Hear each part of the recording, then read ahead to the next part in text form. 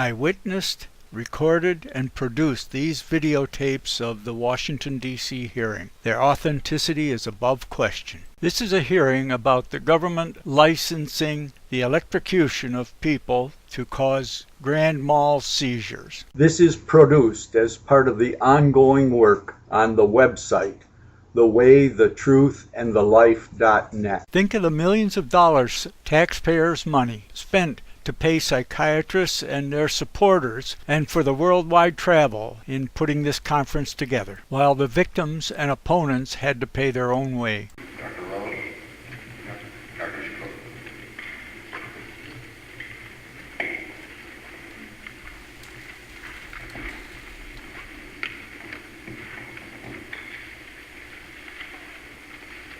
Thank you, Dr. Fraser. Good morning. On behalf of the National Institute of Health, the Office of Medical Applications of Research, I'd like to welcome you to this 51st Consensus Conference on Electroconvulsive Therapy. We have brought together a distinguished panel consisting of representatives from psychiatry, psychology, neurology, epidemiology, and the public to examine the potential risk and benefit of this decision. The panel will develop a consensus statement on electroconvulsive therapy, which will be widely disseminated after the conference to health professionals, the public, and the media. The intent of this process is to aid in advancing the practice of medicine and improving the health of the public. For those of you attending your first consensus conference today, an additional welcome and a few words about the features of this unique conference. A specialist elected group of experts has been invited to present to the panel data and specific views on the issues surrounding ECT. These presentations and the discussions that will follow will focus on the 5 questions which appear in the program and which Dr. Fraser read. These questions were developed by a planning committee which also helped to select the panel and speakers. Members of the panel who do not hold the advocacy position on the issues before the conference will examine the data presented by the speakers and discuss these presentations in public. The discussions held in this auditorium are open, and any member of the audience is free to present additional information, ask questions, or express views that will aid the panel's work. Of course, recognized by the chair. We encourage everyone in the audience to participate in the discussions. While the individuals who planned this meeting made every effort to ensure that all viewpoints on these issues are represented, we rely on you, the audience, to make the debate as rich and comprehensive as possible. The panel met in executive session yesterday and will meet again at lunch and dinner today. The panelists will meet in executive session again on Tuesday afternoon after the presentations and public discussion, and will then work until they have completed the consensus statement. This statement will be structured around the questions before the conference. On Wednesday morning, the panel chairman will read the statement in open session here in the auditorium. At that time, all of you are free to comment or critique the statement. The panel will then revise the document in a final executive session at the end of the morning. The statement will later be submitted to a major medical journal for publication. Additionally, the statement will be printed by the federal government and distributed widely to health professionals and the public. As you can see, a consensus conference is multifaceted, combining the intellectual exchange of a scientific meeting, the debate of a peer review session, the public contribution of a town meeting, and the rendering of the considered judgment characteristic of a judicial proceeding. I'd like to pause for a moment and ask the panelists now to introduce themselves, beginning from my far right. I am Robert First, and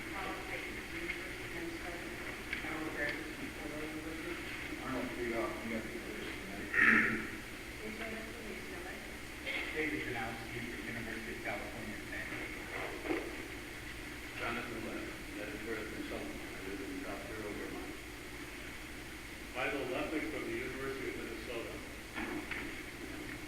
Doug McNair, Boston University. Leonard Stein, University of Wisconsin. Bernard Stiller, University of Kentucky. Myrna Wiseman, Yale University. Robert Woodrow, psychiatrist, private practice, Fresno, California. Bob Rose, University of Texas Medical Professional, Galveston. And of course, Dr. Walsh is the panel chair. I also want to acknowledge the very important role of the planning committee, which was chaired by Dr. Jeff Blaine of NIMH and the NIH coordinators, Susan Clark. And I want to thank the speakers who will be presenting data and commenting on the issues before this conference. Although the use of ECT is one of the most difficult and controversial issues ever to be addressed in a consensus conference, we at NIH and our colleagues at NIMH have been looking forward to this meeting for some time. Not only has lively debate over this technology continued in the psychiatric community, but its emotional issue has been of great interest to the public for years. We believe that with this conference and the substantial body of data that will be discussed over the next few days, we finally will be able to answer some of the perplexing questions surrounding ECT. And with this answer, we should be able to dispel some of the confusion regarding its use. Those of you in the audience also have an opportunity and an obligation to assist the panelists in the difficult task through your thoughtful presentation of data and your reasoned discussion of the key questions before this meeting. Those on the planning committee, the program, and the panel have given generously of their time to contribute in the spirit of public service to improving the knowledge base on which rests the practice of scientific and humane medicine. On behalf of NIH, I thank you. I wish you luck. We'll have a very exciting and rewarding 2.5 days. Dr. Rose. Thank you very much.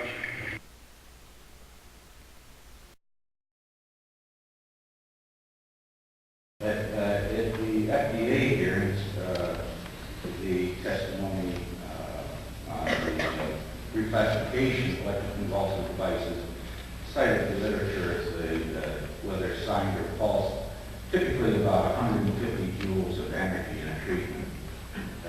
With the new Thymatron electroconvulsive device, if you check out at 400 volts, maximum of 0.9 amps, and 320 some millisecond pulses. Could you finish up your question, your remarks? Yeah, I would like somebody to tell me. I'm a teacher as well as a physicist, and I brought a kilogram with me. Teachers like to demonstrate. Now, this is a kilogram. It's 2.2 pounds, heavier than a hammer used to hit an amp. I wonder if possibly like Dr. Stein could tell me how high I would have to drop this kilogram from in order to have it hit the ground with 150 joules of energy.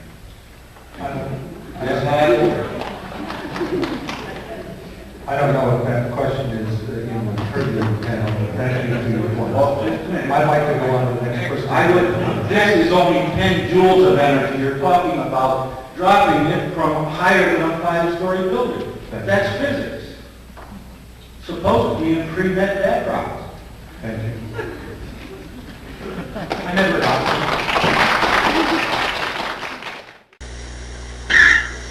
All right, out with your gun. Out with your gun.